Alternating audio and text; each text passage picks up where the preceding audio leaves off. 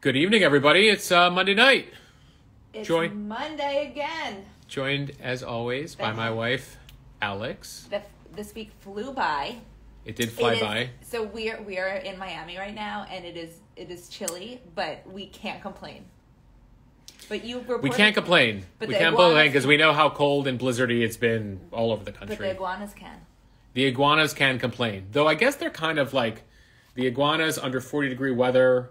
I know Floridians know this very well. The iguanas freeze and can't really move, and so they fall out of the trees. And then, for the most part, I'm told that most of them survive, but I guess it depends on how high up in the tree you are. So the iguanas are having, I think, the toughest time in South Florida. Though, you wouldn't know that talking to some people down here. Did you see them, Leah asked? We haven't seen any frozen iguanas this morning. Where we are in Miami. Less iguanas. On the beach. I don't think I've ever seen an iguana. So they don't. We'd have to go inland a little bit. Yeah, maybe. They don't reside here. But, someone said. Alina says, "I also live in Miami." Hi, Alina. We don't actually live in Miami. We don't. We're here temporarily. We're nomads until we return to New York. Correct. So, by the way, thank you. But as a New Yorker, I'm offended by it's chilly in Miami. Says Alex.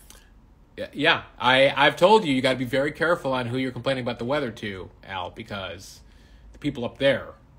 Oh, it's so true. We can't complain here. It's very, found back in Chicago, I was talking about -5.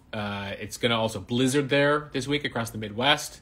And then, of course, those of you in Boston got more than 2 feet. I got a bunch of photos from you guys in Boston.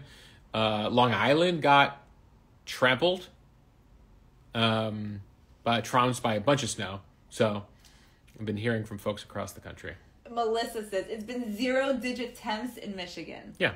No, You're aware. I'm aware. I'm going to hopefully tell my kids one day, let me tell you how long I was on the bus stop in Chicago back when they didn't cancel school when it was -20 outside. Now the kids have it easy. We didn't know the difference. We just stood out there waiting for the bus. It was cold. We survived. We walked uphill both ways to school. You know what it's like. My favorite video, though, is the one that got posted over the weekend of local Boston news crews covering the snow and these 2 guys in ski goggles, the biggest, excuse the language, massholes of all time. They were literally out there in ski goggles being talking about Tom Brady and then looking for a Dunkin' Donuts coffee. And then I got a bunch of people in Rhode Island who are yeah, it's like this in Rhode Island too. This is very typical. But it was almost like the news crew was literally searching for the most straight out of central casting crew. And it was 2 dudes being let's talk about Gronk and Tom Brady. And where's the Dunkin' Donuts? You can't make it up. I think there was an SNL sketch years ago with Ben Affleck and Matt Damon kind of doing that whole Good Will Hunting thing too. Thanks to all of you, by the way. Jess said Boston Blizzard coverage is truly the best entertainment. I mean, the poor reporters who have to stand outside. They got to find the guy. There's always somebody skiing down the street. There's always the snowplow driver who's I've seen it way worse than this. So you get the funny snowplow driver with some metaphors. You get the person on skis.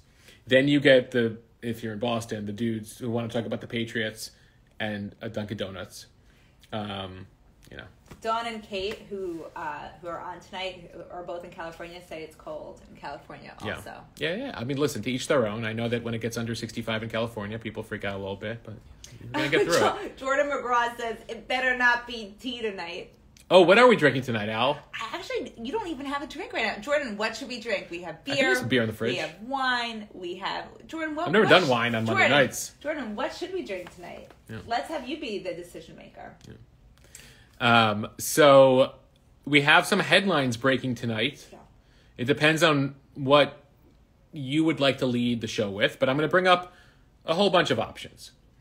Number 1, Whoopi Goldberg is sorry for her remarks today in regards to the Holocaust. We'll get to that in a second. The Super Bowl is set between the LA Rams and the Cincinnati Bengals. Congrats to the Cincinnati fans, especially, who've been waiting, since the 80s for this.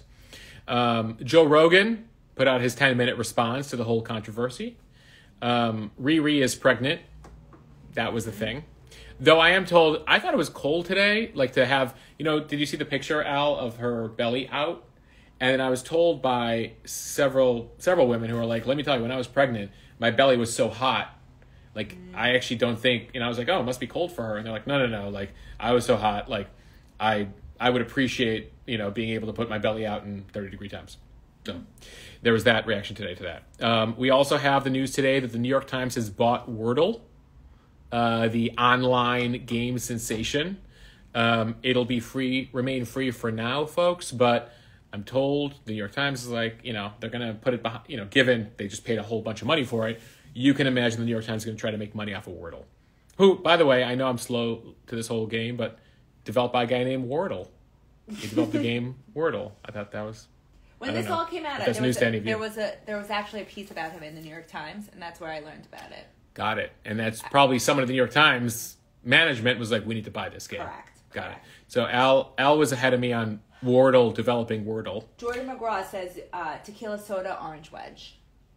Do we have that available to us? We have here? Orange wedge. We have tequila. What tequila do we have? We have, I think we have a mezcal option. Oh, I like mezcal. You're not a big mezcal person. I am. You like mezcal? Yeah.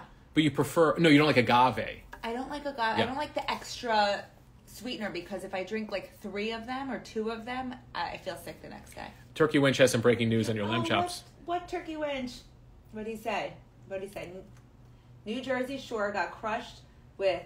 Wait, can you read it now? Can you read it? He says...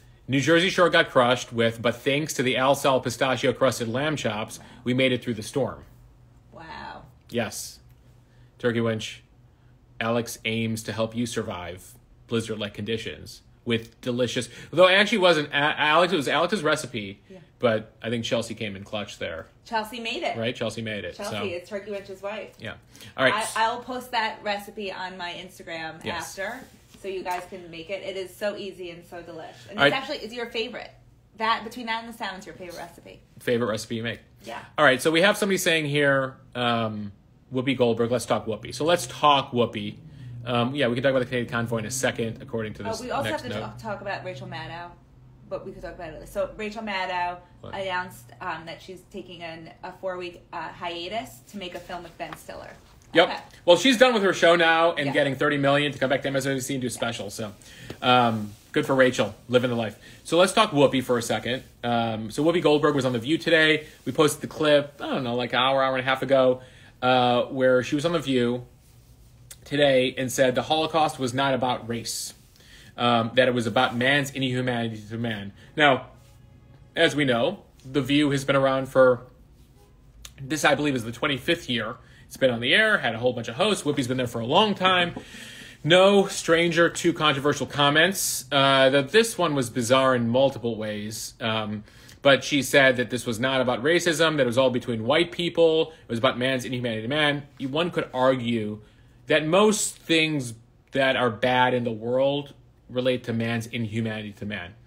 The issue, as some folks respond to her on the show, and then she heard from the world literally afterwards, that the Holocaust was about race because the Nazis said that the Jews were a different race that needed to be eradicated, like literally had charts that said the Jews are a different race and are below us. And the Nazis were vehement white supremacist Aryans. They talked about literally everything about their superiority was race. So Whoopi put out a statement this evening. I don't know if you caught it. I just posted about 30 minutes ago. This is the tweet from Whoopi Goldberg this evening. Quote, on today's show, I said the Holocaust, quote, is not about race, but about man's inhumanity to man. Period. I should have said it is about both. As Jonathan Greenblatt from the Anti-Defamation League shared, quote, the Holocaust was about the Nazis' systematic annihilation of the Jewish people, who they deemed to be an inferior race. End quote. I stand corrected. The Jewish people around the world have always had my support, and that will never waver. I am sorry for the hurt I have caused. Written with my sincerest apologies, Whoopi Goldberg. That's her apology this evening. As some of you noted, Whoopi Goldberg, birth name, Karen Elaine Johnson. She took on the stage name Whoopi, and then eventually added Goldberg, which some people noted today was an appropriated Jewish name. Incidentally, there's not one story here, but effectively the story goes that she felt it would help her, and her mother felt it would help her, to have a Jewish stage name, hence taking on Goldberg. It's such a crazy thing to change, and I know this happens a lot with actors, to change your identity I mean, she's changing her first name and her whole identity was changed. The Rock. Yeah. But we were saying totally that we understand, like, where she was trying to come from. We understood that, that... But, like, she's not wrong that the Holocaust is also about man's inhumanity to man. Yeah. Clearly. At the same time, I mean, it's pretty clear. And also, like, there is... Ultimately, she does a disservice by saying something like, it wasn't about race. It tends to minimize what Jews are, that Jews are not just a religion, but there's a culture, and etc. So, and the Auschwitz Memorial, by the way, went out of their way to tweet at Whoopi today, which I posted that, like, here's the Nazi race chart. So Lauren Posen just said, Yeah. A lot of people think race equals color, which causes a lot of misunderstanding. Yeah, and thank you, Lauren, for mentioning that. Race isn't just about shades of skin tone, but race is a race of people. And so ultimately, I would hope that this leads to a productive conversation. I imagine the producers at The View are working overtime this evening. My girlfriend Jamie. To work on tomorrow and this week's show. Colleague. And I imagine they'll have some people on to discuss it further. Chris... For sure. They're definitely going to address this tomorrow. Yeah, and Christiane Cordova saying, she's accusing me of giving Whoopi a pass. I'm not giving Whoopi a pass. I think that she did a huge disservice with what she said today. I appreciate her apology. I would think at her age and given her experience, she would have known better than to say things like this, especially how vehement she stood. So I just want to be clear here. Somebody notes here, Hitler himself said what the Third Reich's purpose was master race. He didn't say that on The View. No, of course he didn't. So, and Turkey Winch notes that Sister Act 3 will be the perfect venue for... Honestly, Sister Act 3 should come out, and she should take on a group of neo-Nazis, maybe the group in Orlando, and have like a scene like the Blues Brothers scene I posted today where you take on the Nazis. Mike asked if we could have Jamie on the line for an exclusive update. I'll talk to her. Yes. Alex is working the phones right now to get inside information on The View. Anyway, so Whoopi, big fall today. Took her about 9 hours to come with the apology? I imagine she worked with a whole bunch of PR specialists to put together that statement. Janet says, I think Meghan McCain would have tried to set her straight if she were still on. She's not everyone's cup of tea, but she's an advocate for the Jews in Israel. The truth is, Anna Navarro was on the panel who immediately jumped in and said that's not true. Yeah. Even as the music was trying to cut to commercial. There was definitely an Oscar night situation happening where the last minute, which I didn't post that part of the clip because it just was awkward. They didn't really challenge her and they're trying to go to commercial and it was sort of a debacle. It was their biggest debacle since a month and a half ago when they thought half the cast had COVID. When Kamala came on. So Horse, of course, said Whoopi made a whoopsie. Total whoopsies. But more than a whoopsie is a disservice, and I think the concern is that when she says things like that, she does it from she has a huge pedestal at ABC to broadcast this out, and so you have to be very careful about the things that you say and how those things could be misused, even if she had the best of intentions. So, anyway. It's always hard. She's the head of the table, so she tries to take command of the conversation. Mm-hmm. But, both Joy and Anna were trying to say, no. Even Sarah Haynes, in the back, they were all trying, but there was no stopping her. The general rule of thumb, guys, is you never gain by invoking the Holocaust. Mm-hmm. In regards to anything, everyone wants to be that's like the Holocaust. That's like the Nazis. And you're like, nope, it's actually not. It's actually not. Let's not compare anything to that. Let's also not try to relitigate that or try to paint over certain aspects of that. Anyway, she's going to be paying for that for a while, and it is what it is at this point in time. All right, so that's Whoopi Gate. Should we stay with Nazis for a second? Because I got a few questions about the Florida Nazis that were out this weekend while we're down here in Florida. Sure. All right, so I posted yesterday, or maybe it was today, the hate group, the neo-Nazis that were out in Orlando this weekend. It caused some controversy here in Florida. By the way, I went to the Southern Poverty Law Center, which does a pretty comprehensive assessment of domestic hate groups. I was curious as to where most hate groups are based. It's distributed throughout the country, more in the South, though state that is home to most hate groups, Alex, California, number 1, with most hate groups based there. Number 2, Florida. Number 3, Texas. Florida and California are almost exactly the same amount. So these neo-Nazi demonstrators were out and about in Orlando this weekend. DeSantis, the governor, got criticized for not speaking out as quickly as some of his critics would have hoped. And DeSantis had it with people today. He's like, listen, I hate these Nazis. How did he describe them? Quote, these were some jackasses doing this on the street. They'll be held accountable by law enforcement. So DeSantis is like, I'm not a Nazi sympathizer. But people are like, well, why weren't you out there earlier condemning these guys? He's like, they're a bunch of jackasses. And anyway, he also said that Florida's recently passed one of the strongest anti-Semitism bills in the country, record funding for Jewish day schools, relationship between Florida and Israel is really strong, et cetera, et cetera. So just to let you guys know, because I got some questions about it, the group that is out there, because I know some folks were like, well, do we know it's not liberals dressed up as Nazis to make Republicans look bad? No, these guys are definitely actual Nazis. The National Socialist Movement, they're the largest neo-Nazi group in the country.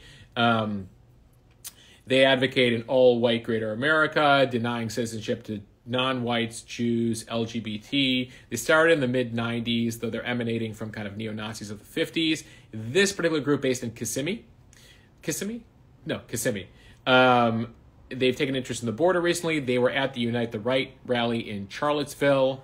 Kathy, you're right to note, they're not Republicans, but people tend to view everything through domestic politics. So people are like, well, it's liberals making... Anyway, they also had a Let's Go Brandon sign on, so they were clearly intertwining a whole bunch of stuff. No, these are Nazis. I don't affiliate them with any political organization, legitimate one, in the U.S. And by the way, this particular neo-Nazi group apparently had an internal debate in 2016, I was reading, where some people in the group are like, we should stop the use of swastikas. It's bad for membership and recruitment. Ultimately, I guess they lost out, and they still use the swastika. So even the Nazis have internal PR battles about symbology and how do we recruit better? Maybe we should drop that whole swastika thing. There was that. So, okay.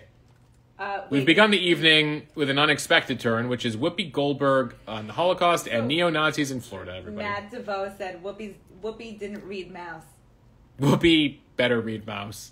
I mean, the thing is, Whoopi fucking knows. She knows better. It's just such a bizarre, hill to die on temporarily. Almost literally. And some people have been good to note that if Whoopi said that about any other group besides Jews, she might be kicked off television. If Whoopi was white and said that about black people or what, anyway. So Brandy Rogers says, if we can't have conversation with mistakes, we will not be able to learn and grow.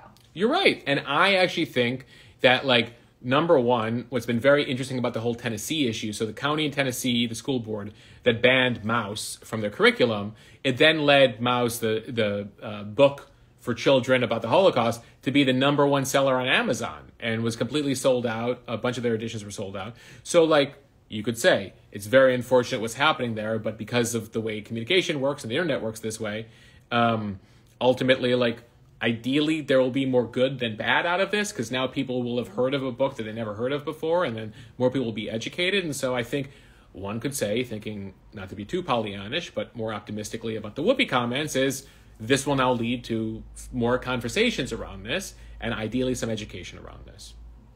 So anyway, I'm not into... Actually, this makes for a very good segue. I'm not into canceling people over one comment, especially if they're willing to be educated. I know what you're about to say. Where are we headed? Spotify, Joe Rogan. Joe Rogan. So, brings us to the next media conversation. Joe Rogan and Spotify. I posted today the 10-minute video Joe Rogan posted.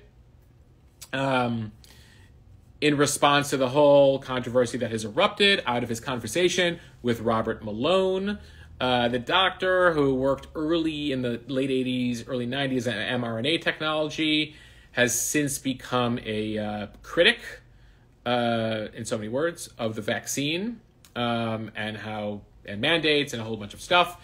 They had a 3-hour plus conversation on his number one rated podcast.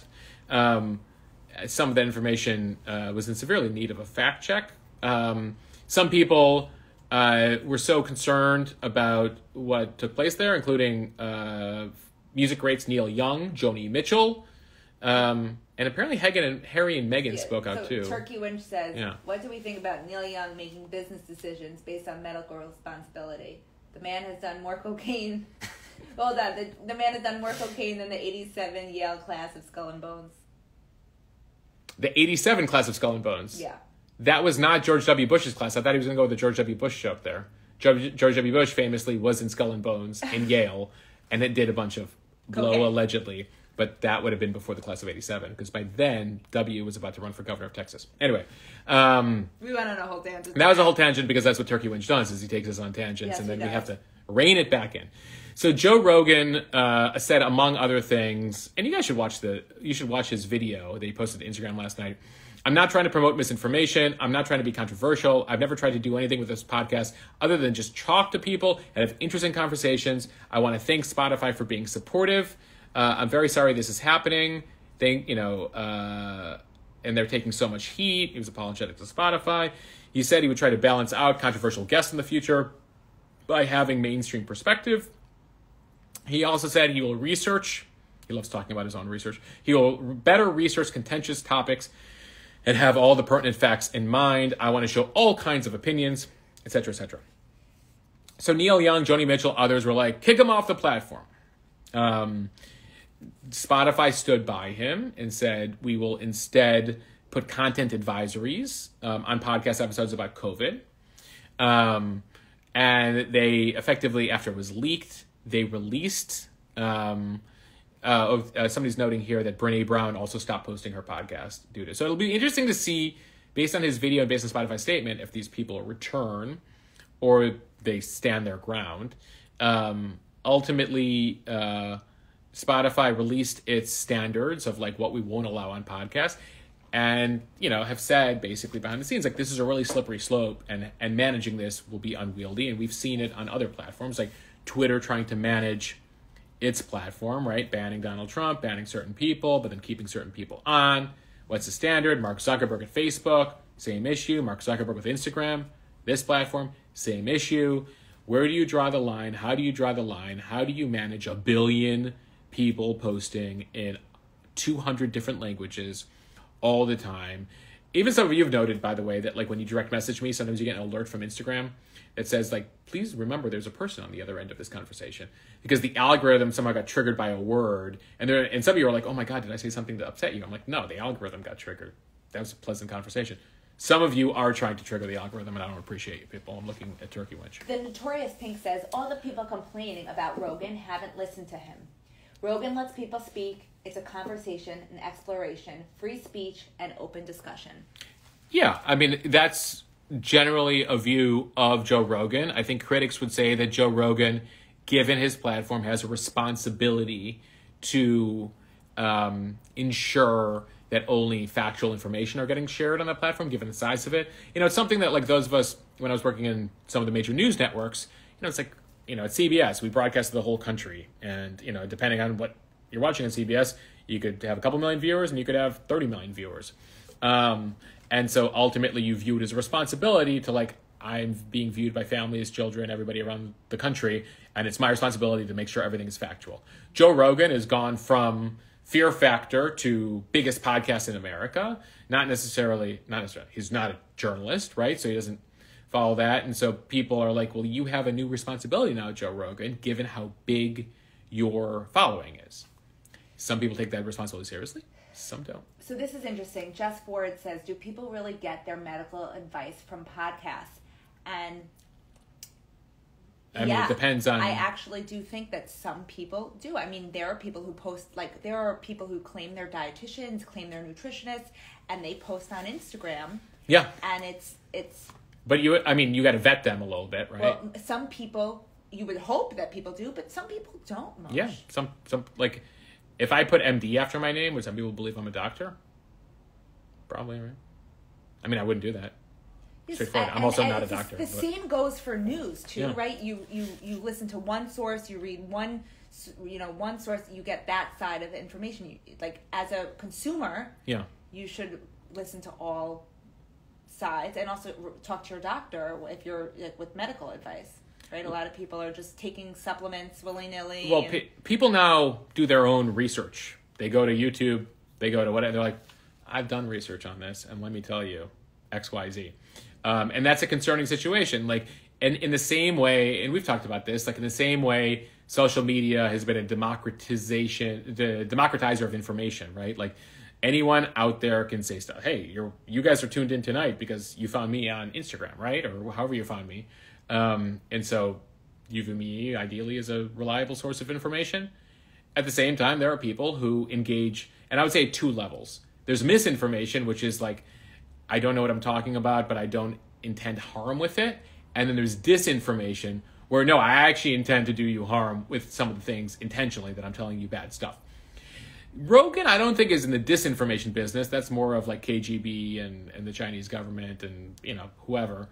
At times, he's more in the misinformation business. We're like, I saw that thing on YouTube. What do you think about that? Oh, that's crazy, right?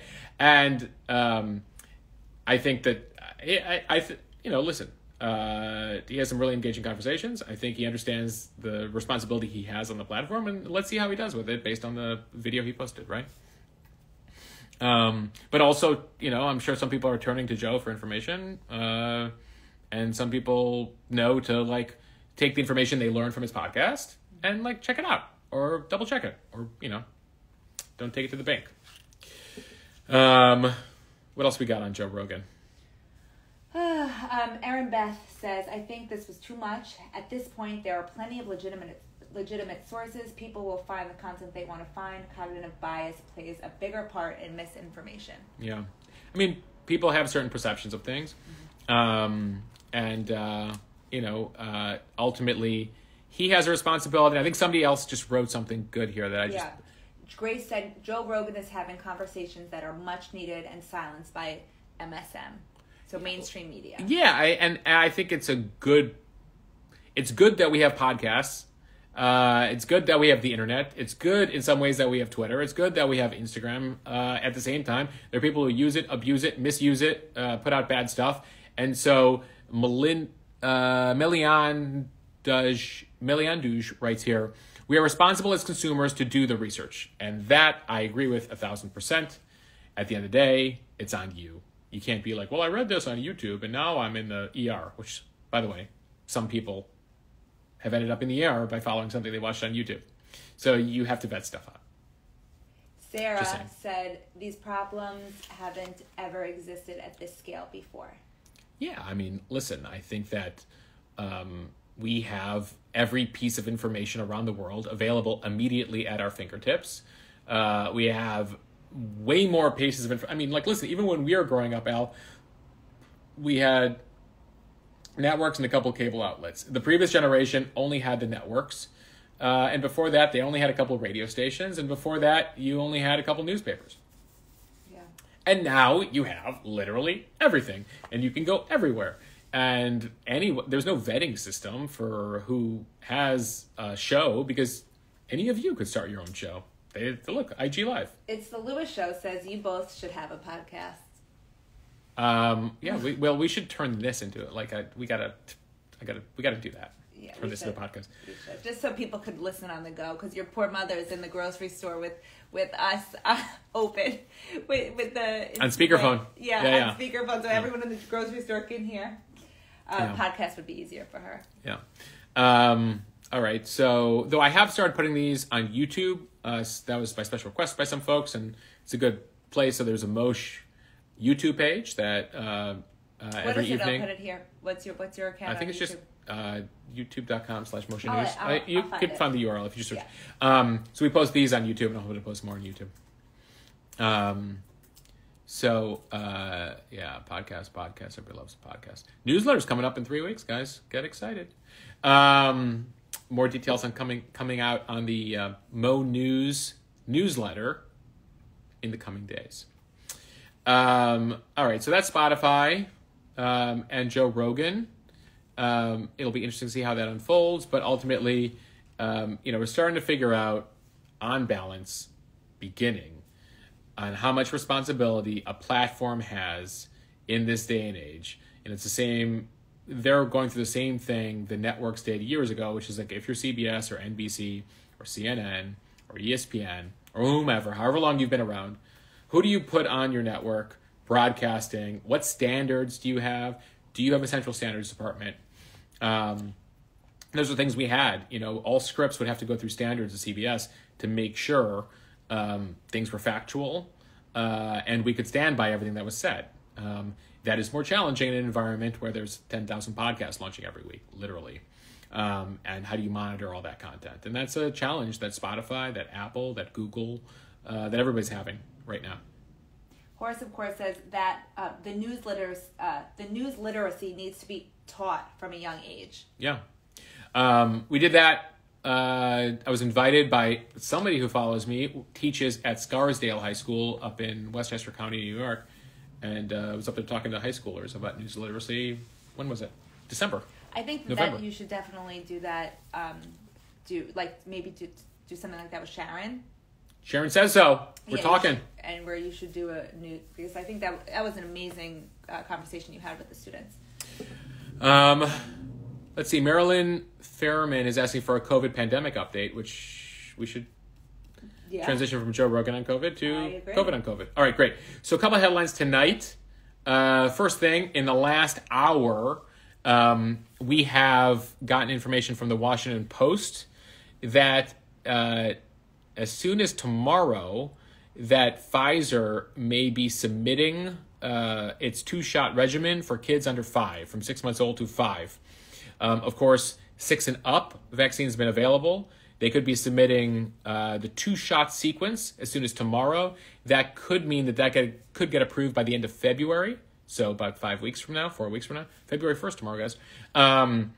And so they're expected to submit, Pfizer and BioNTech, an emergency use authorization. And forgive me because this came in just as we were going live. As soon as Tuesday, pending approval, the shot would be available for children 6 to 5. Now, this is important. The companies in the last few months have been testing a 3rd dose. Remember that 2-shot regimen, the results came out in December, that while the vaccine is safe, they weren't happy with the amount of immune response. They got immune response from the 6-month-old to the 5-year-olds, but it wasn't as much as the teenagers in the older group. So then they began testing a 3rd shot. Now, because of the length of approvals, they want to effectively say, let's start the review of the first 2 doses. And ideally, by the time that's reviewed and approved, we'll have the 3rd dose results for you guys. So they're basically trying to get a head start right now. So it'll be interesting to see how this unfolds, but they basically they want to be able to make sure that once it's safe, it's available as soon as possible, and it's not being held by bureaucratic red tape. So they basically want to submit it to the FDA now, the first 2, let that get through the process, and then by the time they get through that process, be like, now we have information on the 3rd. You have so many comments. What do we got? Says, no. Grace says, that's frightening. Traveler says, oh no, that young. What else we got? That girl, Tanisha said, I just had a baby and wish it was available for the 2-month back schedule. I know this is a very contentious issue for folks. I'm just passing along what I know, which is the 2 doses in the initial test round wasn't as comparable to teens and adults, but it did show an immune response. They're testing a 3rd shot. This will be, hotly debated. And ultimately, we'll follow what goes on here for the next 6 weeks. Melissa asks, are they saying how many children were used in the study? They will have to, as part of the emergency use authorization, they have to release all of that data. And during the previous FDA and CDC approvals for the other vaccines, we did see kind of what the trials had showed. And then Torius Pink said, didn't the advisory committee recommend against it for kids?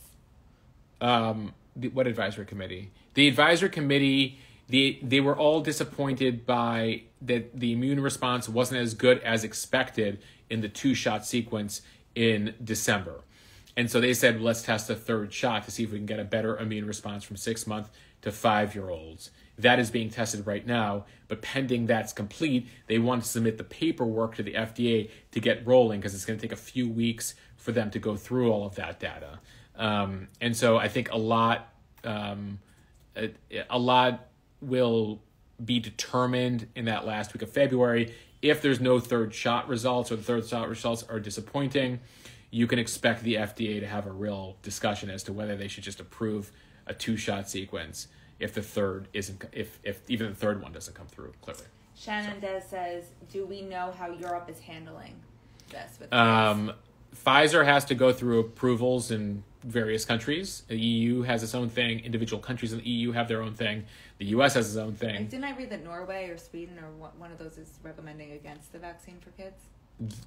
One of the Scandinavian countries said, I'd have to look into the details, but they weren't big on it. Yeah. Especially remember the early days of like Oxford AstraZeneca, there were certain countries that were all having different reactions to various side effects it was having. And so, ultimately each country will determine whether it meets its internal safety standards. Yeah, it's Sweden and Norway have not recommended for 5 to 11. I mean, one of the things that folks will say is that based on how few children are being impacted, in terms of severe hospitalizations and deaths related to COVID, some feel that the vaccine isn't necessary for that younger set. If you look at the numbers in terms of severe reactions and hospitalizations and deaths in the States, it's been a very minimal amount of children. The majority of those children are over the age of 12 of those children, which is still a pretty small amount, thankfully.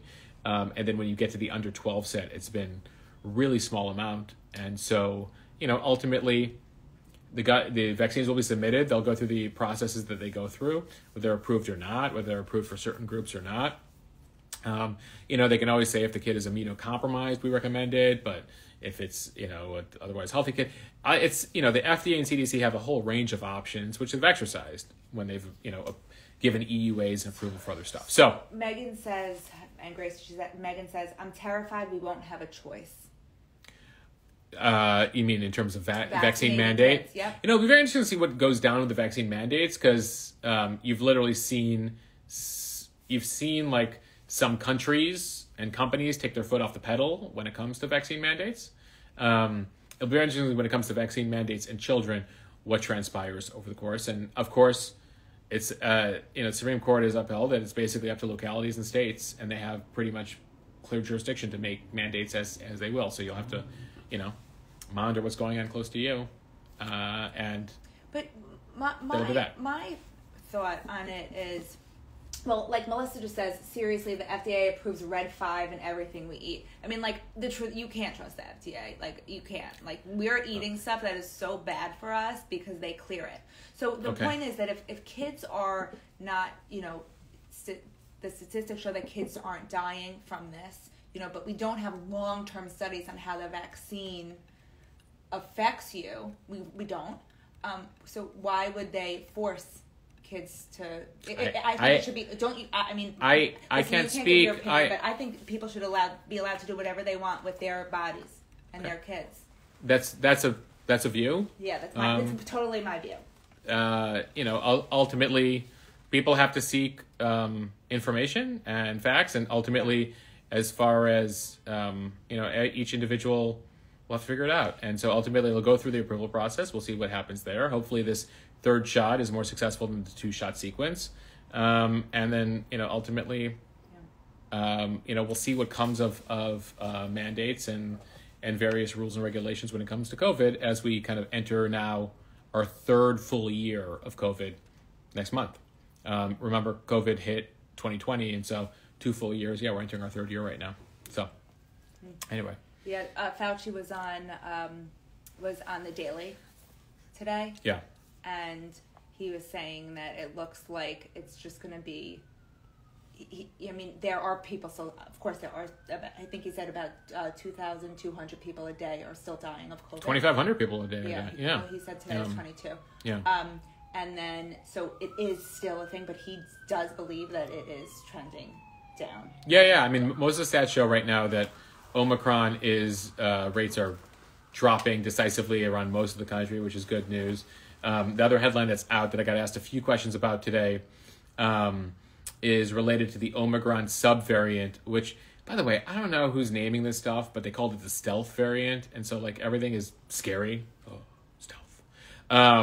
So it's a subvariant of Omicron. It's Omicron with a slight twist, a haircut, a new shirt. And so, but not as different as Omicron is to Delta. So the Omicron subvariant BA.2 is one of 3 branches of the Omicron viral family. There's now 3 branches of the Omicron family.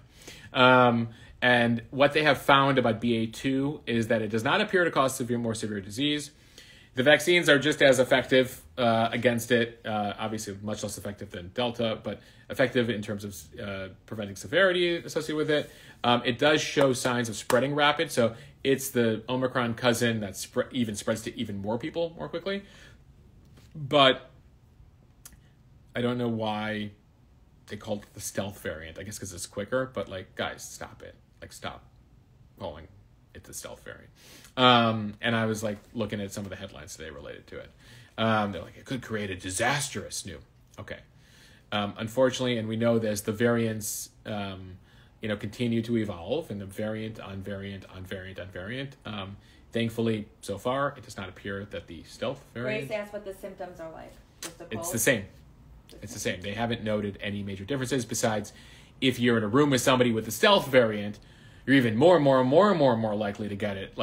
If there was the OG one, then alpha, then beta, and then delta was more transmissible. So you only had to spend so many minutes with somebody to get delta. Then you would only spend a few seconds with somebody to get Omicron. Now you get the stealth Omicron, which basically means that I'm not joking, you wave from someone 20 feet away and somehow they'll give it to you. It's very transmissible. And remember, the virus's evolution wise, it wants to keep spreading. So it would naturally make sense that the virus continues to become more and more and more and more transmissible, right?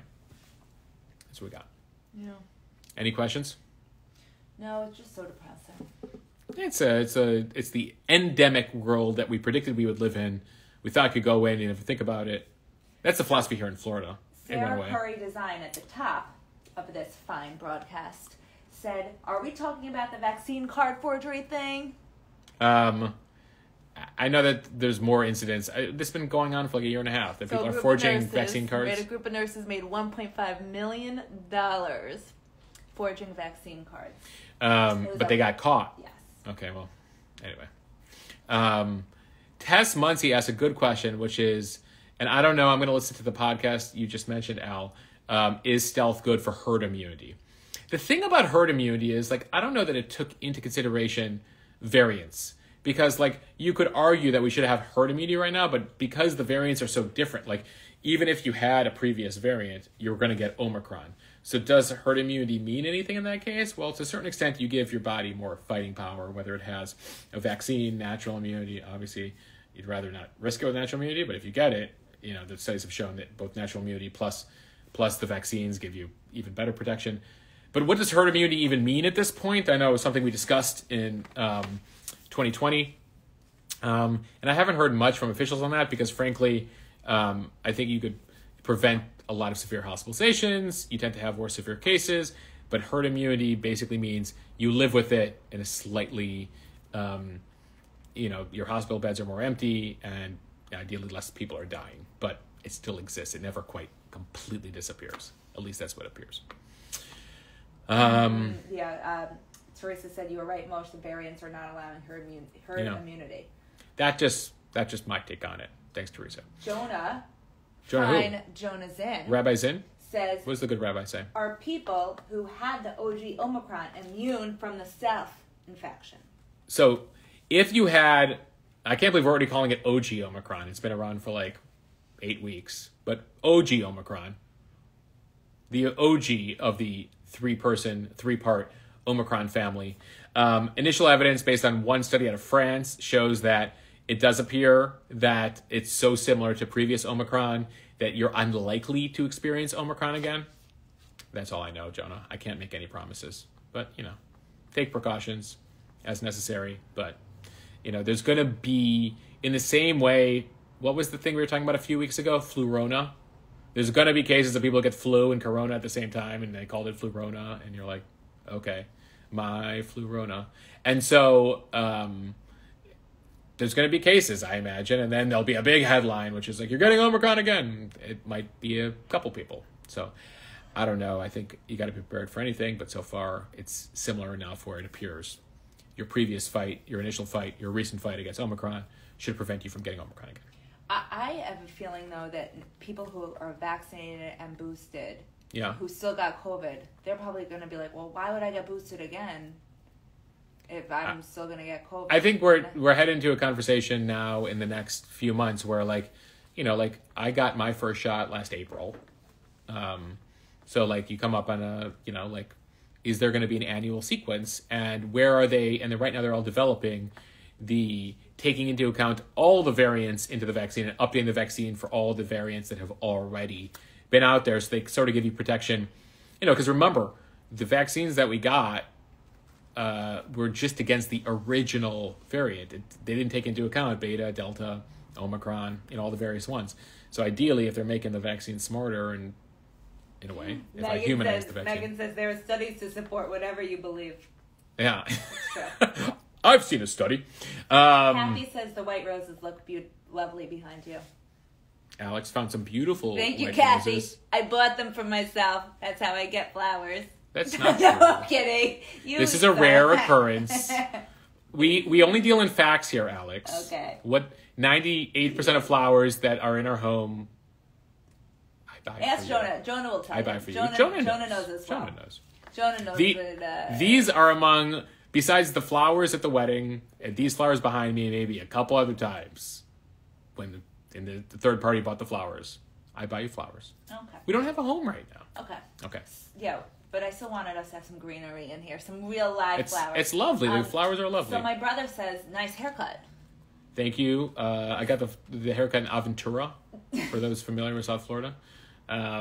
You ever go to the hairdresser and I don't know if it's like a men's hairdresser thing or a women's hairdresser, if you enjoy the conversation more, but like the guy wouldn't shut up. He just kept talking and talking and talking and talking. Is that your time to really decompress and post on Instagram? There's something relaxing about a haircut. Well, first of all, I can't really post on Instagram while I'm getting a haircut. The hair is falling. The gown is on you. You got to put your arms around the gown, but then you're gonna get hair on your arms. So I just kind of want to zone out. Like, there have been very relaxing haircuts where I almost fell asleep, which is also dangerous, right? Because somebody's near you with like scissors and stuff. But he just kept talking. It was like no disrespect to the hairdressers out there, or Uber drivers, but sometimes I just don't want to engage in conversation. Respectfully. So, anyway, we're moving in. Do you digress? No, this was a breaking news. This was on my list of news stories to discuss tonight. Got it. It's like kind of like. Katie said, "What happened to your apartment in Brooklyn?" It's still there. We're moving in 2 weeks, 2.5 weeks. 2.5 weeks. We're soaking up sunshine until then. Yeah, exactly. We're complaining about how cold it is in Florida in the meantime. So Chelsea, Turkey Winch's wife, says, June 10, says, the head massage while getting washed, so underrated. It depends on who's washing your hair. Now, many men's barbershops don't give you the shampoo. Well, they you told don't give me you the head. When I was cutting your hair during the pandemic. Yeah. And I will say it was I don't You gave a good haircut during the pandemic. I don't tap my own horn that much. Like, it was. Talk about doing your own homework on YouTube and then executing it a really well way. Alex.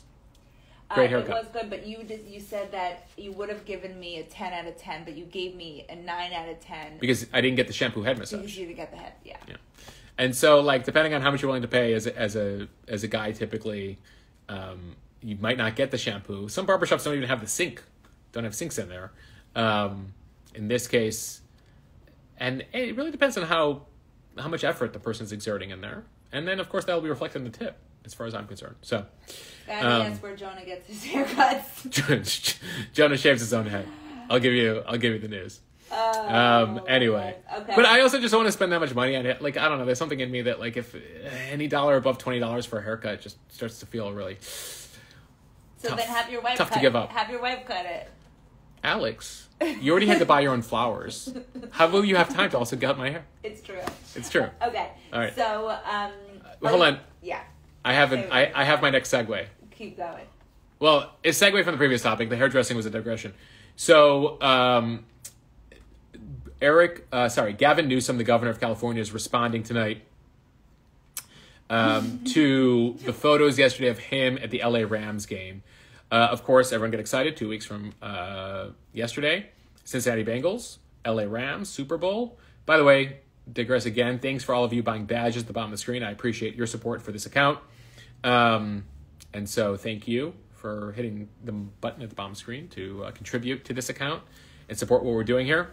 Back to Gavin Newsom. Gavin Newsom, Eric Garcetti, London Breed, all top officials in California, governor, mayors, were at the LA Rams game. There are major mask mandates in the state of California. Those officials are no stranger to accusations of hypocrisy. Of course, people are like over all these mandates, etc. And so when they see government officials pictured without a mask, they pounce. Rightfully so, right?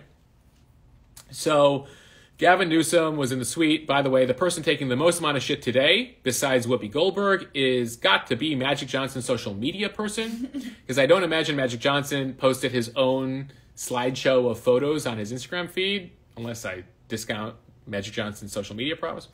I imagine he is a social media person.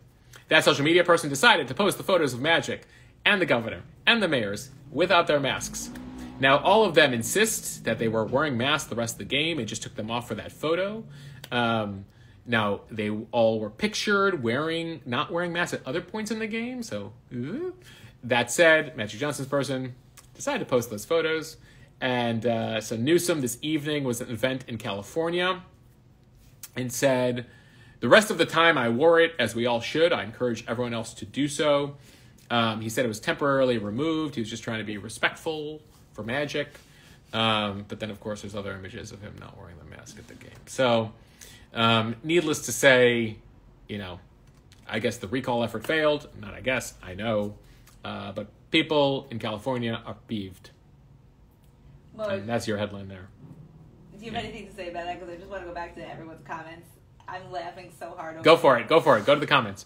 Shannon so it's about the haircut. Yeah. Shannon Des says, I gave my husband a 2 out of 10 haircut. Oh. He couldn't turn his head on Zoom. Yeah, I understand that. And then Jamie, Jonah's wife, says, drink every time Mosh mentions Jonah Zinn. Okay. And then Alina said, I never knew so much about barbershops. I always learn something new on Mondays. Listen, there was... I got so many stories related to a barbershop. I mean, when we were growing up in Chicago, we went to a barbershop. This is a fun story, actually. Barbershop, it was like a men's barbershop with run by a bunch of older Italian men, straight, immigrant Italian guys. And barbershops, you have magazines. At this barbershop, all the magazines were pornography, Playboy, all of that. And my brother and I are 11, 10 years old. And we're like, oh my God, this is amazing. I think the haircut was good, but this was You stole them, right? We may have taken them home in our winter coats in Chicago, potentially. Anyway, so, barbershops, interesting places.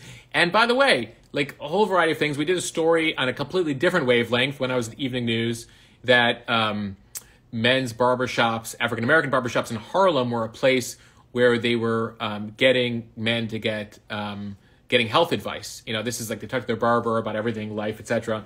And so in terms of getting colonoscopies, getting checking for things like diabetes, etc., they were focused on men's barbershops because you tend to trust your barber with stuff. So anyway, we could have a whole separate live just related to salons. Magic Mike says, a haircut with porn? Sign me up. LOL, JK Alex. Well, he's in Chicago, so you could Magic Mike's been watching the Janet Jackson documentary all weekend. Point him in the right direction. The Janet Jackson, which we need to watch. I know. I am sorry I let you down. Not watching Janet Jackson. What's that on A&E? AMC? Chelsea said, I did a piece for Bloomberg on the toupee king of NYC. Yeah, I mean, there's great stories. There's always great stories at the barbershop. There's great characters at the barbershop. That's so funny. Original Gringo says, my haircut takes an hour because my barber would pause to get his invalid point across. Oh, yeah. And that's the issue, is I love hairdressers. Gotta love hairdressers. You do very important work. But I will say this. If you need to continue to pause every time because you're talking, and I didn't even ask you to talk, but you're talking about stuff, and you're pausing to get your point across, and you can't continue to cut while talking, then let's cut out the talking and get back to the cutting, as far as I'm concerned. But I understand that, some of them have a lot of things to discuss and have a lot of opinions, and I'm sitting in the chair and I can't do anything, so I'm there to listen. Oh my goodness. I try to keep my responses as minimal as possible sometimes, but like they have a way of making you talk. So. Oh God. Well, I feel bad. We're gonna do a live with one of them at some point. I took you off of your conversation about Magic Newsom? Johnson and Oh. So anyway, Katie says, "Why fib when all those cameras were on your box seats? I don't get it. Makes him look even worse for trying to cover his booty." he already. I mean, you're a Democratic governor of California. You can basically do what you want. I mean, minus Arnold Schwarzenegger, you have to go back to Reagan days or what. I mean, there was a time when things were competitive in California, but at this point, you can pretty much do what you want in California if you have a D after your name. It's kind of like a lot of red states if you have an R after your name. It's the point that Joe Manchin tries to make to fellow Democrats, which takes me to my next story, where he's like, "You want to run against me from the left in West Virginia? Good freaking luck, because you're going to elect a Republican. This is a state that went plus 40% for Donald Trump. So take with me what you got, because you ain't replacing me with another Democrat. I have my state." Which takes me to Build Back Better, which they're going to try again. But basically, even progressives are like, Joe Manchin, just can you come up with a bill of whatever you agree with at this point? Because we're done trying with a $3.5 trillion, $2.5 trillion, $1.5 trillion. Just name the things you like, and then we'll pass them. And that's what we've learned is happening in the Senate starting this week. You'll probably not see it till the spring because the Senate's got other things to take care of in the meantime, including a new Supreme Court justice, where we expect a nomination coming next few weeks. There's a number of top contenders. The president is looking to make good on his promise of nominating the first ever African-American woman to the Supreme Court. Interesting numbers here. 115 people have served as justice on the Supreme Court since 1789. 108 of them are white men, 2 are black men, and 5 are women. And so history was made with Sotomayor as the first Latina woman. History was made... What? You guys jokes? Turkey wing. What? Oh, he's so bad. What's the comment now? I remember a time when nobody would take a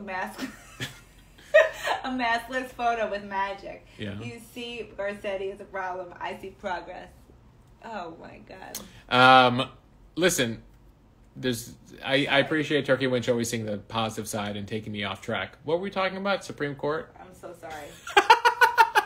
Yeah, you're talking about more important things. I also think you should talk about your Patreon conversation. We'll talk about that. So ultimately, as far as diversity is concerned, for the first 140 years of the country, it was all white men. Then we had the first Jew appointed to the court about 100 years ago. Then we had the first African-American, Thurgood Marshall, 1967. That was, LBJ basically concocted that by nominating someone to Attorney General whose father was a Supreme Court Justice, so he would have to retire as a conflict of interest, thereby allowing LBJ in 1967 to put the first African-American, Thurgood Marshall, on the Supreme Court. By the way, when Thurgood Marshall left, he was replaced, ironically some would say, by Clarence Thomas, by Bush. I can't replace an African-American justice with a non-ever. So that was. Then you had Ronald Reagan on the campaign trail in 1980, who was dealing with issues related to women, said, I'm going to put the first woman in the Supreme Court, Senator Day O'Connor. That would happen 6 months later. And then, of course, politically speaking, years later, Obama tried to make a point of putting Sotomayor as the first Latino on the court. And then, of course, Biden on the campaign trail in 2020, saying, I'm going to put the first African-American woman on the court. And so he says he's going to make good on that promise. There's a number of well-qualified black women for the court, including one that Lindsey Graham, of all people, said over the weekend out of South Carolina, who thinks she's great. And that's what we have there. So we'll know end of February in the Supreme Court. Senate will have to confirm that person. Breyer will retire officially at the end of this session. Usually ends last week of June.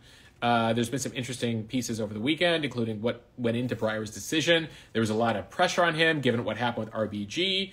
As much as some people love to tout RBG, she refused to step down, even at an elder age, even as she was going through medical issues, during the Obama administration, people are like, if you want to be replaced guaranteed by someone who thinks and judges like you, please step down. She said, no fucking way. She might have actually said that. So, no, I don't know if she dropped the F-bomb. But she ended up passing away in the latter months of the Trump administration, allowing Trump to put in Amy Coney Barrett to replace her on the court. And so we had a conversation last week. I had one with the CBS News chief legal correspondent, Jen Crawford. I posted a couple clips, but the full conversation is fascinating over on the Patreon page. Click on my link in bio to go watch that. And we talked about everything, including, Jan's been covering the court since 1994. A good friend of mine, worked with her at CBS, anticipates it has interviewed, I think, 5 of the 9 current justices, including some of the others that have retired. And she's like, my gut right now watching the arguments is that they will overrule the precedent of Roe v. Wade. I know some of you are very hung up on language here. They're not going to overrule Roe v. Wade. They will overrule the precedent of Roe v. Wade, thereby handing the abortion issue back to the states and the country. There's a whole bunch of state automatic laws that'll go in. But basically, these judges, at least 5 of the conservatives, her inkling is that Roberts would go with the 3 liberals on this one. But you then have Barrett, Gorsuch, Thomas, Alito, and Kavanaugh. She doesn't see how any of them stand by it. And so they're basically the court should not be involved in this issue. It's up to Congress and states to decide the legality of this. So that was among the issues we discussed. And she also gives a fascinating inside look at how they make their decisions, that after the judges hear a case, the case calendar is typically between October and March, they go into this huge room. They're like, okay, where does everyone stand on this? They take based on hearing the case, they say how they would vote. Then the Chief Justice assigns the majority opinion to somebody. And ultimately, they then, after the opinion is written, come back to that room, basically read those opinions. And sometimes some of them are convinced by the opinions. Red Rover, Gorsuch come over. Red Rover, Breyer come over. To come to the other side, it was very interesting. Anyway, and then of course the decisions are then read throughout May and June. Go ahead, Al. Okay. Chelsea says, who does Mosh like for the court pick? Who do I like? I need to do more research into the specific finalists. They all seem very well qualified to me. I do think, hold on, I'll tell you who. Read another thing and I'll read another thing. Melissa says, how is the confirmation process going to work out? Won't Republicans filibuster it? You can't. So interestingly, in regards to the filibuster has basically been eliminated by the Senate in regards to Supreme Court justices. That was out of what happened with, ironically speaking, in relation to the filibuster, when Democrats had the majority with Harry Reid, they killed the filibuster for federal court judges. Then Mitch McConnell was like, I'll take it up a notch now that I'm in majority. I'll kill the filibuster for Supreme Court justices. So now we're going with a slim majority vote for Supreme Court justices. And if you look at votes, and I'll post this actually, back in the day, that they used to be much more like 80-20, 90-10 votes. And now they're like 54-46, 52-48. And that's what we're seeing, in recent years, unfortunately, as the court has gotten more partisan. And so there is no filibuster on the Supreme Court justice. Leah wants you to do, she said, can we do a history of the Supreme Court on Patreon? Like who was the first Chief Justice, etc., etc. The first Chief Justice, I believe, is John Marshall. Am I right? Hold on, I'll tell you. John Marshall. No, he was the 4th Chief Justice. John Jay was the first Chief Justice. Hold on. Chief. This is why I need the Patreon. Yeah, so maybe you should do it John for Jay. everybody. Yeah. John Jay with 5 associate justices. Back when there were talks of court packing, there was, I went through a whole history of the court was 6 people, and then it was 9 people, and then it was 11 people, and then it was 7 people, and then it was, and then of course FDR wanted to make the court bigger again, etc. So Cookie LB says Sharon Sesso has a SCOTUS class on her Sharon website. Sesso does. This is her passion. This is her passion is covering the court. I'm sure it's great. So you guys should go check that out. I don't want to create a competing SCOTUS class. I won't be able to do it service as she does it. Leah says she's just trying to drive some subs to the Patreon. Thank you, Leah. Thank you. Actually, but we have talked about doing like a curriculum of sorts, like a kind of news masterclass on a few topics. You and Sharon? No, me doing it. Yeah. Yeah. But happy to do it. You will. Yeah. You have. There's so much to talk about, Mosh. You're interested in so many things. Yeah. Okay. So, but just before we stop talking about the Supreme Court, Grace says the new justice will vote on the current affirmative action case. Yeah. So the affirmative action case that we talked about, we posted about. Was it over the weekend or when did they say Thursday? Thursday, they decided to take it up, and they will be hearing that case next session, which means we'll have a ruling on affirmative action next June. So June 2023 is likely when we'll hear a ruling. The big thing with affirmative action is it's basically been a thing since the University of California Bakke case of 1978. So we're about 44 years into affirmative action. That ruled that universities cannot have quotas, but can take race into account in admissions. Now, there have been several rulings since then, including a 2003 ruling into the University of Texas race admissions policy. Interestingly, that was a case where Sandra Day O'Connor, who was in the court at the time, said she supported continuing to take race into a factor, continue supporting affirmative action, even as a more conservative justice, though she did become more liberal over time. But she did say in her ruling that she sees a time, optimistically, in 25 years where we don't need affirmative action. That was 2003. 25 years takes us to 2028, which is about 6 years from now. So the ruling will happen about 5 years earlier than Sandra Day anticipated, given that it took both a Harvard case and North Carolina case, 2 lawsuits related to affirmative action. You can be led to believe, based on the fact that the court is now a 6-3 conservative court, and they chose both cases, that they might be willing to overturn affirmative action. In the UNC case, it's a more straightforward case, public university. In the Harvard case, it's a private university, but the group that's going up against Harvard is an Asian group that says they are being biased against Asians and rejecting too many, which is kind of an interesting loop. So far in the lower courts, in both the Harvard and North Carolina cases, lower courts have ruled with the universities in favor of affirmative action.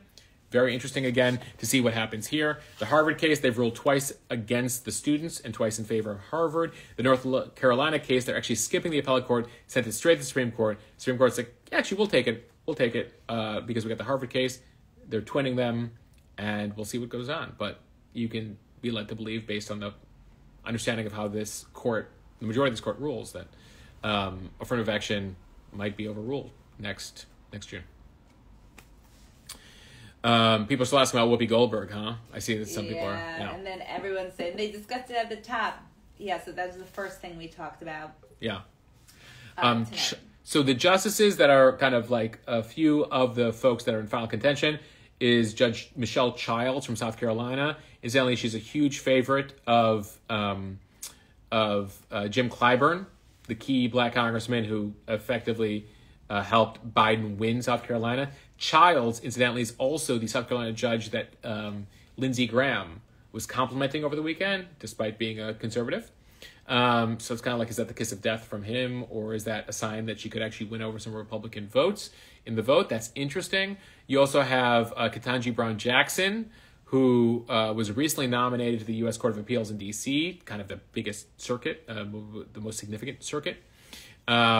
She is a favorite as well. And then there's a younger justice, 45-year-old Leandra Kruger from California, who also happens to be close to Kamala Harris. And she's argued a dozen cases before the Supreme Court. Interesting factoid, you don't actually have to be a judge to be nominated to the Supreme Court.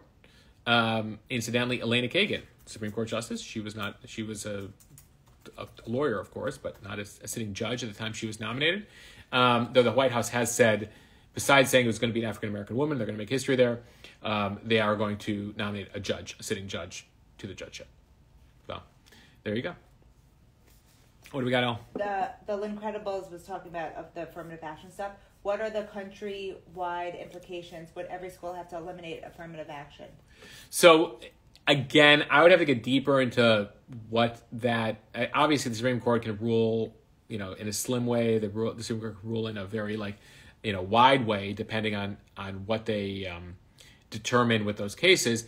Ultimately, they could go as extreme as saying that you cannot take race into account when putting in your admissions class, but you can take other things into account, economic background, adversity faced by people. So you can find other ways, I guess, to get about having a diverse class. You just can't literally take race into account. How that actually then translates into action, I'd love to hear, and I'm sure there's people who work in university admissions who follow this account, and maybe I'll solicit questions and comments there. How would they handle a ruling that says you can no longer take race into account? How would they ensure a diverse class of sorts? Because universities are hoping that part of your experience at going to university, getting higher education, is that you're also exposed to people of different backgrounds that make you a more well-rounded individual and understanding as you head into the workforce. So that's a good point. Yeah. Okay, so you have a lot of other questions about different things. Is there anything that you wanted to address? Wow, it's already 10:20, huh? Yeah. Is there anything else that you wanted to address that you haven't gotten to yet? I think you wanted to talk about Rihanna being pregnant. You wanted a 2-sentence. So the only other thing I was going to say is I got a couple of Russia-Ukraine questions. Yeah, that's another question that you got up here. So I have a couple questions from people. Oh, somebody just asked this right now? Yeah, so I have a couple questions from people that were asked, and I just curated them. Okay. So you let's start with that. That's one of them. All right. So Raymax, you want to read Raymax's question? Raymax 07? Do you see that one? Yeah. How close, really, is Russia from invading Ukraine? And what is NATO's actual response likely to be? Good question. So ultimately, this is what we know. The Russians officially have said, we're not invading. Why do you keep making up that we're going to invade? And the West is like, Russia, you have 120,000 troops on the border of Ukraine. We've uncovered a plot to take out the Ukrainian government. You're supporting rebels within Ukrainian territory. You're saying very threatening things about the Ukraine. You say that the Ukraine cannot be part of NATO and the West. So we kind of think you might be invading Ukraine because, that's just weird, man. Why would you do all that stuff? That seems like an odd thing to do in the Russian winter if you're not going to invade Ukraine. Okay. Russia's like, we're not going to invade Ukraine, but, we need you to make some promises. Now, there's been a whole back and forth over the course of the last few weeks as things have escalated. The U.S. and the West know that ignoring Putin comes at your own peril. In 2014, you not necessarily ignored them, but they monitored as Russia took an entire region of Ukraine called Crimea. They basically said, it's ours now, thank you. Now, historically, Russia says that there's a lot of people in Ukraine who speak Russian or ethnically Russian, etc. And so they're like, well, that should be part of Russia. And by the way, remember, Ukraine was part of the Soviet Union. Ukrainians are like, actually, we have our own culture and language that's developed over 1,000 years, and we've been independent, especially since 1991. So don't mess with our 1,200-mile border that we have with you. We're 44 million people, and we're a big country, and we're our own people. So, we're close to you, historically speaking, geographically speaking, but you stay on your side of the border, and we'll stay on our side of the border. Okay. Well, we've now gotten to the point where Russia took Crimea, and now we fast forward to 2022, and Putin has a whole bunch of troops on the border, and everyone's like, we can't let him do this again, because also other countries are watching, and if the West just stands by and lets Ukraine get taken by Russia, well, what the Chinese are like, let's just go take Taiwan. Is this a thing now? People can just take, whatever they want. And so ultimately that is the general viewpoint of the West, which is we have to prevent Putin and then others from thinking they can just invade countries, because we're in the 21st century at this point. This is still a thing. So ultimately now we've gone back and forth diplomatically for a few weeks. The Security Council of the UN today, where Security Council doesn't mean anything, they just kind of discuss things. Then we have representatives and they argue with each other, etc. So there's a whole discussion. But there's been a lot of high-level diplomacy across Europe the last few weeks. Letters exchanged. Most significantly, a written letter was sent by the U.S. last week to Russia, allegedly with a plan of action. The Russians, according to the Washington Post this evening, have sent their written response back to the U.S. There will be a key phone call tomorrow between Blinken, the U.S. Secretary of State, and Lavrov, the Russian foreign minister. State Department's not saying much, but we've written them a written letter. They've written us a letter. What's in the letter? I don't know. But it does have this like memory, Al, of the Cold War.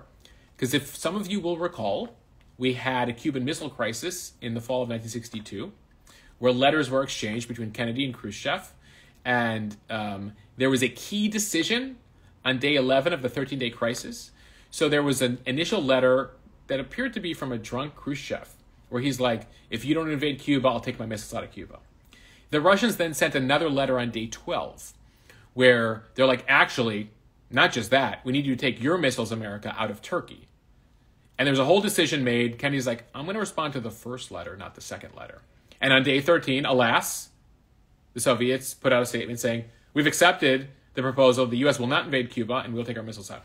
Now, incidentally, there was a secret agreement by the U.S. to then take our missiles out of Turkey. We didn't admit to it at the time, but we did eventually acquiesce to the second letter. But there's a whole like letter history here, which is very fascinating. And so what gets admitted to publicly, what gets admitted to privately, will be a fascinating thing. Now, obviously, secrets to a certain extent, they were able to keep them better back in that pre-Twitter 1962 era.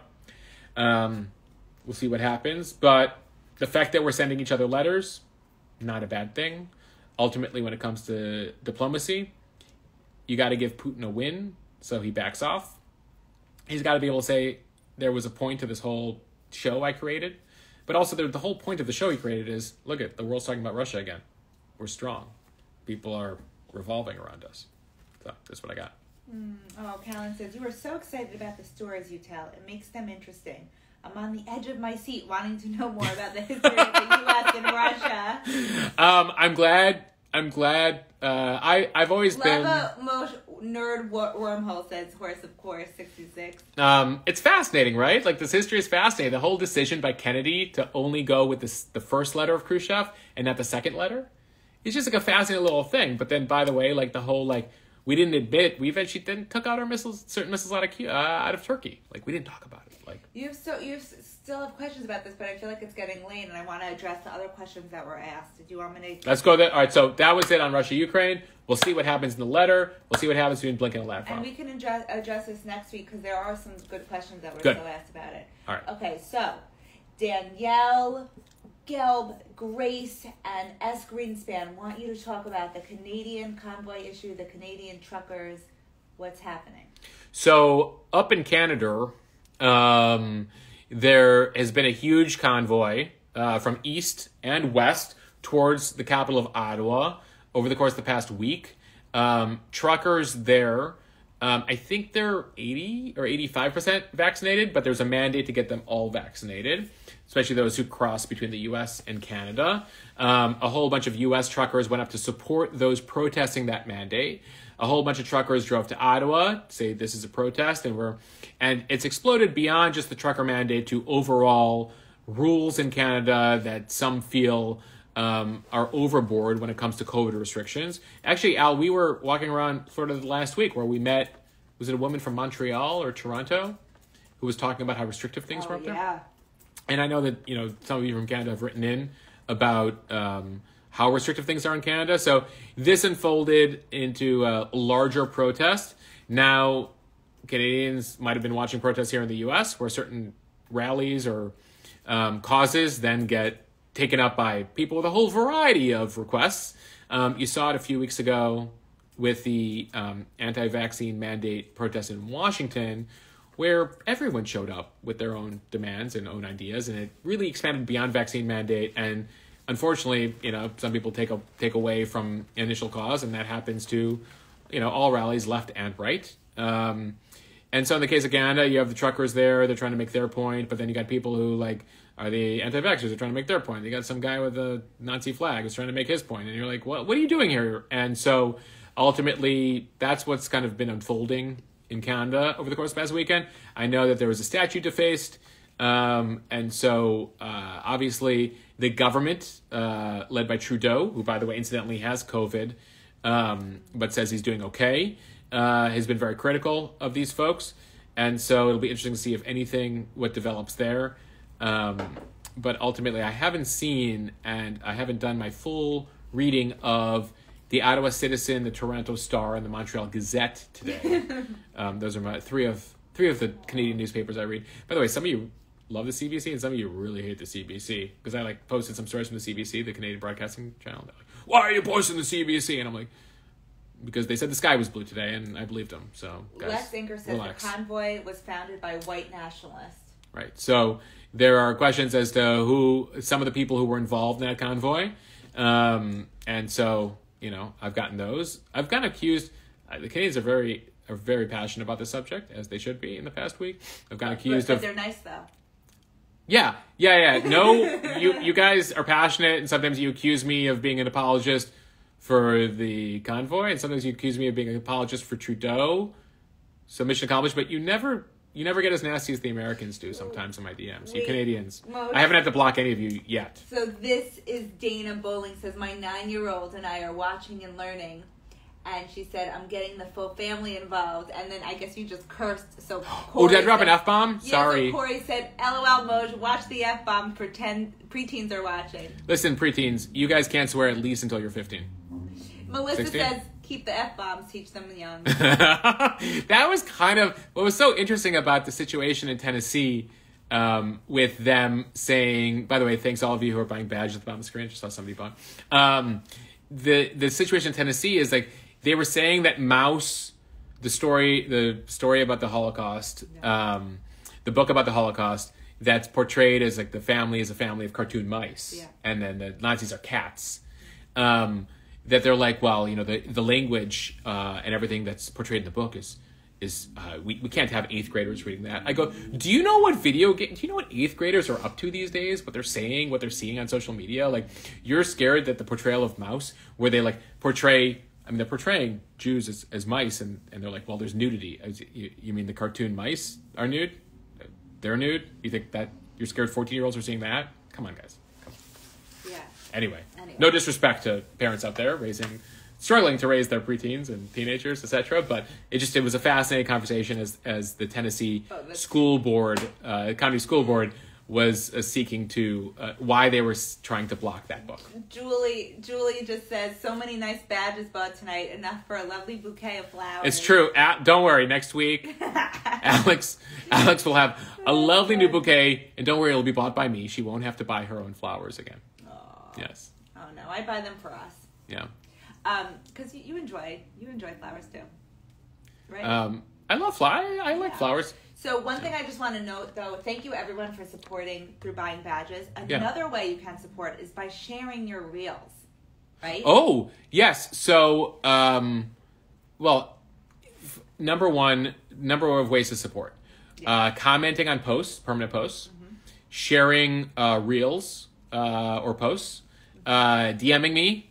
Actually, people are like, "I'm so sorry, I DM you." It's like, no, it's good for engagement. It raises the feed in the algorithm, I believe, although Instagram's always changing it.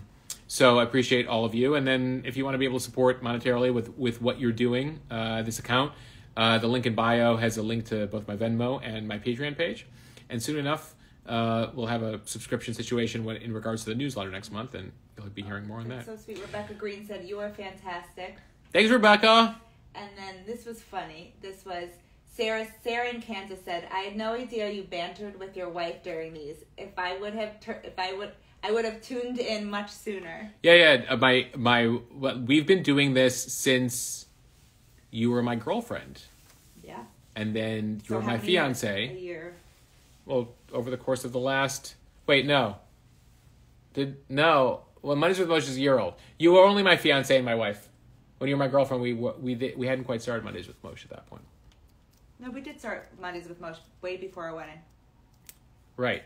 Oh, sorry, I thought you said. During the fiance stage, not before the engagement. During the fiance stage. But what I said to Mosh in the beginning was that he needs to sometimes, even though he reports news all the time, which is great, he has to show that there's like a person behind the news. Like people, you want to show them the person behind the news? Yeah, it's you. No. Do you come over here? No. Okay, fine. I find she's not gonna come. I will soon. You can see her on her feed. But you can see me on my feed. Yeah.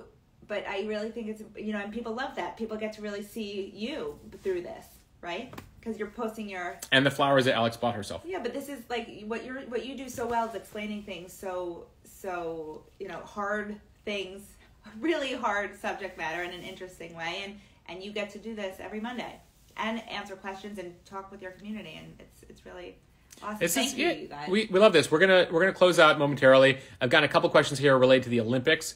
Friday night, actually technically Friday morning in the U.S. because it'll be Friday night in Beijing. The Olympics get underway. Dun dun dun dun. Leah dun says dun she can't dun. wait to hear your critique on curling. Curling? Yeah. Oh, I love the most random athlete stories. Like, first of all, someone who overcame struggles to get there.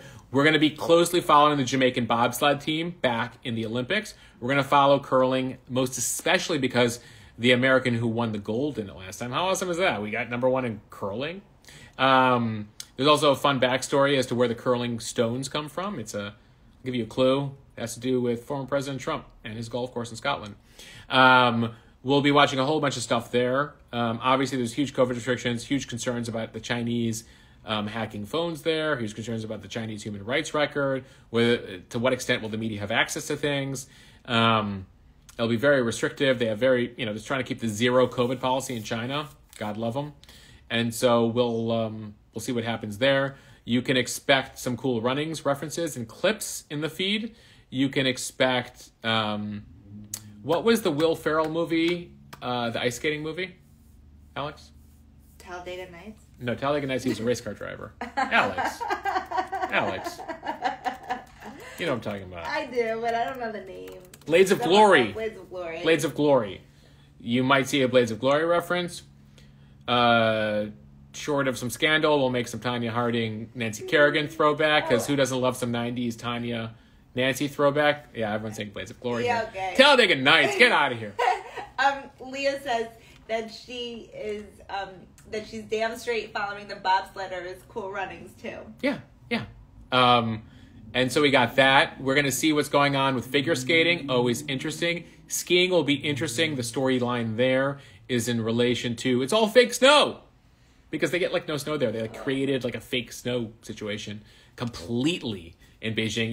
You always produce some snow in some ski resorts anywhere in the world. In this case, they literally it's all fake.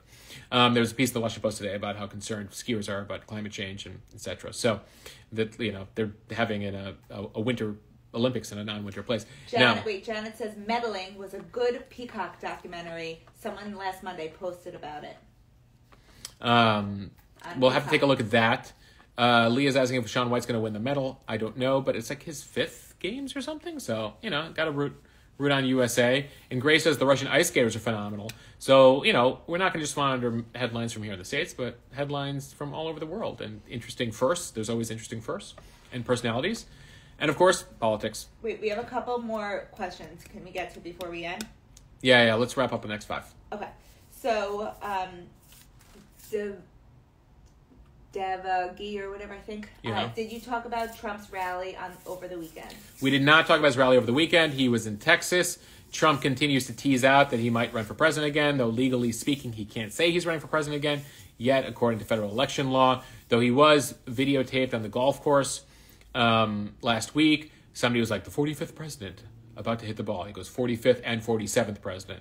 Of course, Biden's the 46th president, and so he's kind of like the Chester Arthur, he was 2 different presidents because he was president, somebody else was president, he was president again.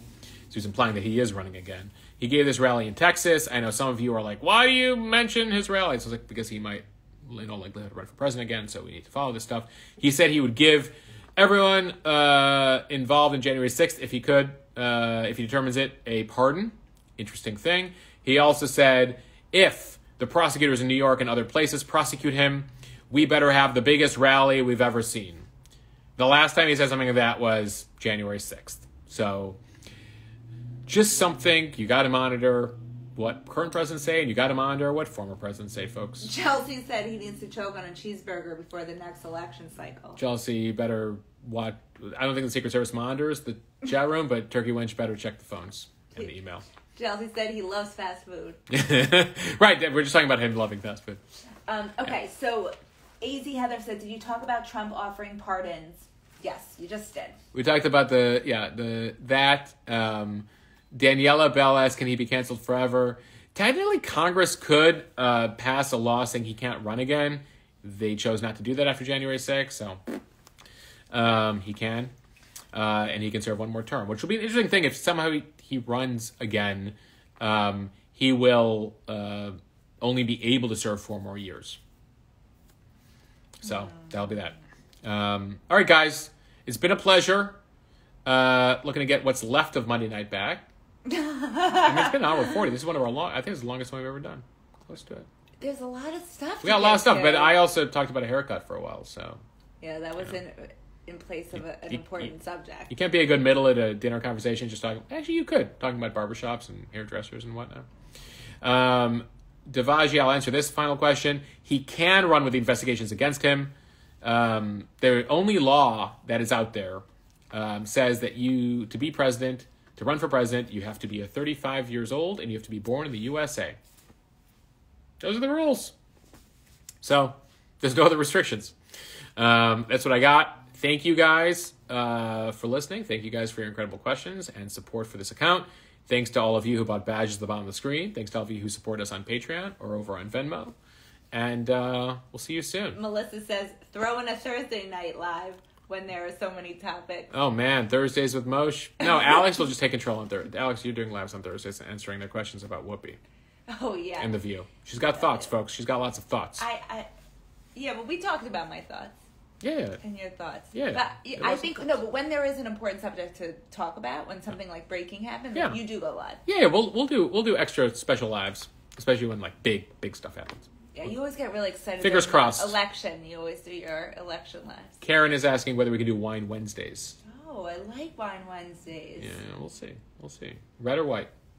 It's cold here in Florida. It's like 55 you told degrees. Me I can't we gotta say do red. That. No, I'm making a joke about Wine Wednesdays. Okay, talk to you guys.